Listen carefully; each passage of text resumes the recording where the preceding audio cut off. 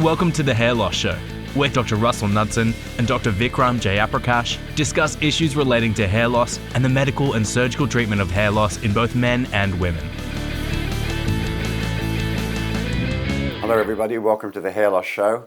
Vikram, good to have you here. Yeah, good to be here. Today's topic, we're going to talk about hairline design, which is an absolutely critical step in designing an appropriate and natural looking hairline. Every patient who comes into us says, I want a natural looking hairline. And yeah, absolutely. And also for me, and we've talked about this as well, in the actual process of having a hair transplant, actually the design of the hairline is probably the most challenging.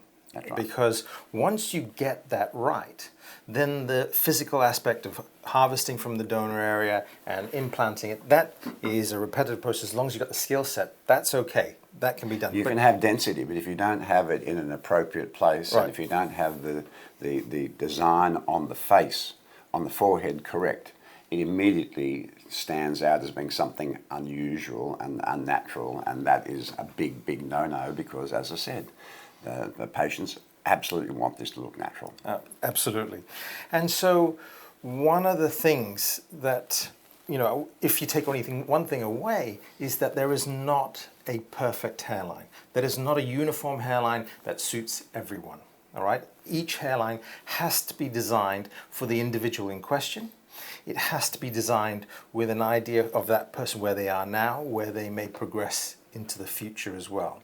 And this is one of the issues that we're seeing, because we're seeing a lot of people, here in Australia as well, that have had surgery, but a lot of that is people traveling overseas, where they're just sort of, going to other countries where they're doing lots of hair transplant procedures, and they're sort of churning them out. And what we see is that cookie cutter Generic hairline, yeah. Hairline. So everybody comes back with one line that's drawn, and it doesn't take into account their age, doesn't take into account their facial features. So, for example, some people have broad foreheads, some people have narrow foreheads. Everybody's face is different. Yes. And if you look at enough hairlines that walk past you, or even in your family, because that's probably easy to do, you'll see that there's a great variety in what the hairlines look like at different ages, and there isn't perfect symmetry.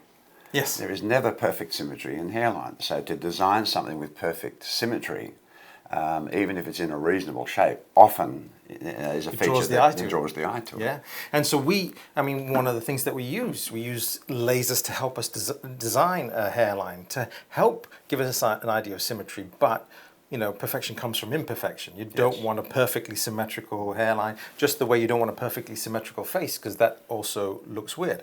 But we've got, a patient here and this is a typical patient with having, male pattern hair loss with the recession into the corners. What we're seeing a lot of is people going overseas, for example, and coming back, and I'll just highlight it on here, with a sort of semicircular hairline. All right, and you see a lot of people having that, and you can spot it a mile away. All right, but there's a few things that are wrong with this. Right, so do you want to talk us through what your issues are? So I always start with the patient with the central height of the hairline. Yeah. And what I'm asking them to do at the very least is to have the height above the eyebrow of the center one are roughly at least as large as the height from under the chin to under the nose, which is the lower third of the face. So I want the upper third to roughly match the lower third. So you're talking about this bit, which is what we call this is the lowest point of the hairline, right? And what you're referring to essentially is this height here, from the eyebrows to the hairline. That's critical to start with, because if you bring it too low, it crowds the forehead down and looks wrong. Yes. So you've got to get that balance right. The other thing to remember about the faces is that there's no straight lines on the face, right? Yes. Everything's in curves, right? The wrinkles are in curves, your eyes are curves, your nose is a curve, your mouth is a curve, everything is in a curve.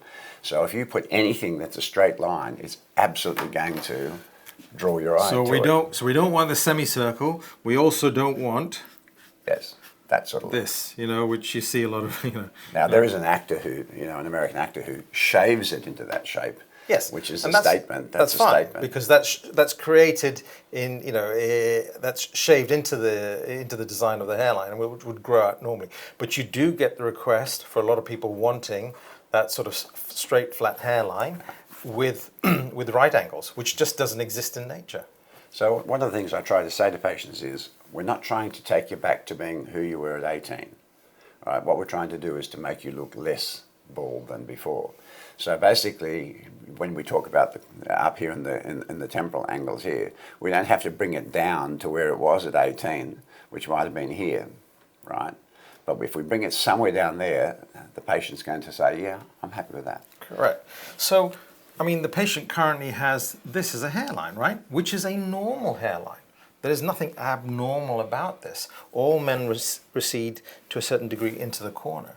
What we want to do is to try and recreate that recession, but maybe slightly flatter, but maintaining that curve because that exists in nature. Yes. So it could be as little as that, or it could be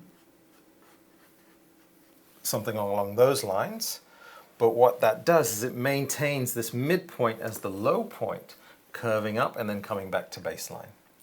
And that's right. And the other thing about hairlines is that I try to make them neutral for styling. Yes. All right. So when I started in the field, we saw with the larger grafts, a lot of people had hairs angled in across here in the direction, so that there was only one way you could part it, right, with hair coming.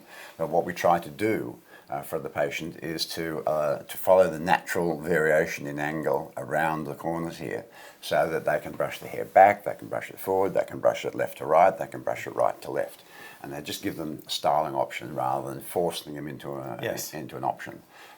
But I think that generally speaking, we find the patients do understand what we're saying and the wisdom of what we do. They always try to edge it down a little bit, which is okay. So we have this, don't we? I mean, this is a constant battle, and it's one I sort of enjoy, which is that when we're designing hairlines, I know this is true with you, the patient is always trying to bring you down, and then you and I are always trying to talk them into... It's a rare one indeed that goes the other way. Correct. I've had the odd one, but Right. it's pretty unusual. Mostly they're just still trying to get the edge down. But why, so explain in a bit more detail, why is it that you are more, sort of more, you're keen in keeping it a little bit more recessed than someone who's coming and going, you know what, I remember when I was 15 and I had a flat, straight hairline. Why are you a bit more sort of going... Well, how many 60-year-olds or 70-year-olds do we see with flat hairlines? Very few. It's very unusual, and it draws attention to it. So, as I said, the idea is to allow them to age into the hairline, so that it doesn't look inappropriate at any age.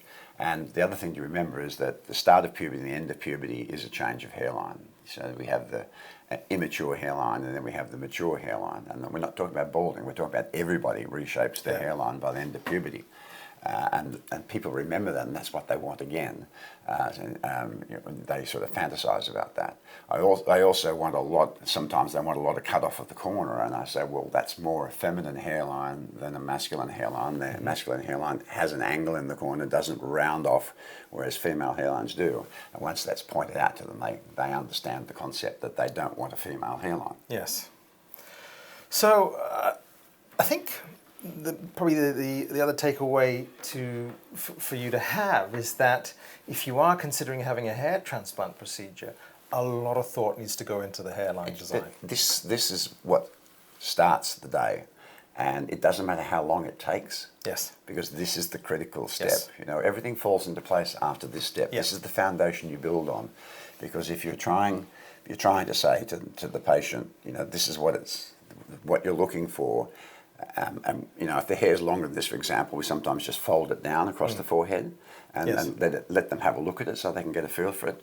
Or we show them photos of other patients that we've had that have of hairlines so they can get a feel for it, because sometimes when they've lost a lot of hair, it's very hard for them to imagine what the hairline's going to look like.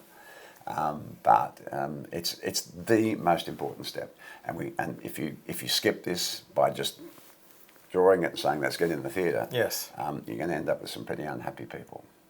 Absolutely. So don't end up with that sort of semicircle Yeah. It doesn't look natural. It will not stand the test of time. Make sure when you see someone and you're having a procedure that the design process, that a lot of thought goes into it, because it has to sort of fit in now and also sort of be appropriate in the future. I hope that's clarified that issue for you, how important that is in at the start of any procedure, that you have to spend the time. And we have to get agreement from the patient, right? It's not us imposing. Yeah, it's not our hairline. It's not the hairline that we want, it's right? It's their hairline, and that's what I said to them. It's your hairline. But I will tell you if you're making a mistake in your design process, because that will, you won't be happy if you make a mistake. So I'll tell you if you're making a mistake. But there's many right versions, but there's also some wrong versions. Absolutely. Very good. Well, thanks again for watching. Hope you found that useful. Please remember to like and subscribe to the channel, and we'll see you on the next episode. Take care.